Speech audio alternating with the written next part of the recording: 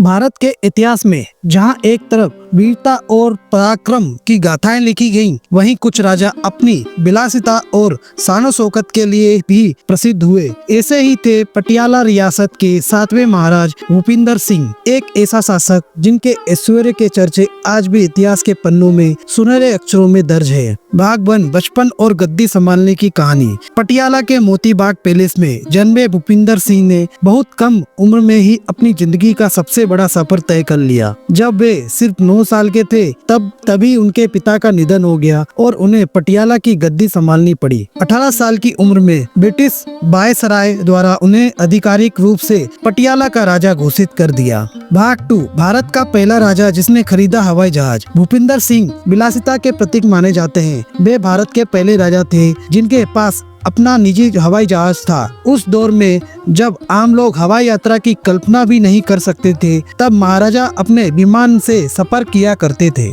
भाग 3, 20 Rolls Royce गाड़ियां का काफिला। महाराजा भूपिंदर सिंह कारों के भी बेहद शौकीन थे। उनके पास 20 से ज्यादा रोल्स रॉयस गाड़ियां का एक काफिला था, जिसे देखकर ब्रिटिश भी दंग रह जाते थे। यही नहीं, वे भारत के सबसे स्टाइलिश और मॉडर्न राजा माने जाते थे। भाग 4, 365 रानियों का हरम। इतिहासकार बताते हैं कि महाराजा भूपिंदर सिंह के हरम में 365 रानियां थी, यानी साल के हर दिन के लिए एक महारानी। उनके दरबार में हर दिन भव्य आयोजन होते थे, जहां राजा अपनी रंगीन मिजाज की शाही जिंदगी जीते थे।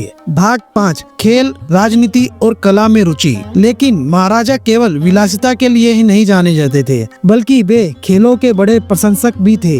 वे क्रिकेट के बड़े प्रेमी थे और पटियाला क्रिकेट टीम के संरक्षक थे। उन्होंने कई स्टेडियम और खेल सुविधाएं भी बनवाई। साथ ही वे नरेंद्र मंडल चैम्बर ऑफ प्रिंसेस के अध्यक्ष भी रहे, जहां उन्होंने भारतीय रियासतों के अधिकारों की रक्षा के लिए कई बड़े फैसले लिए। भाग 6, महाराजा का उत्तराधिकार और विरासत। 1947 में जब भारत आजाद हुआ तो भारतीय राजाओं को अपनी सत्ता छोड़नी पड़ी। पटियाला के महाराजा भूपिंदर सिंह की शाही विरासत आज भी लोगों के बीच चर्चा का विषय बनी हुई है। उनके महल, उनकी कारें और उनका विलासितापूर्ण जीवन आज भी इतिहास प्रेमियों को आकर्षित करता है। तो दोस्तों, क्या आपको लगता है कि आज के दौर में भी कोई ऐसा राजा हो सकता है जो इतनी विलासिता और शान शौकत से जीता हो? अपने विचार कमेंट्स हमें जरूर बताएं। और अगर आपको यह वीडियो पसंद आया है तो इसे लाइक करें, शेयर करें और हमारे चैनल को सब्सक्राइब करना ना भूलें। धन्यवाद।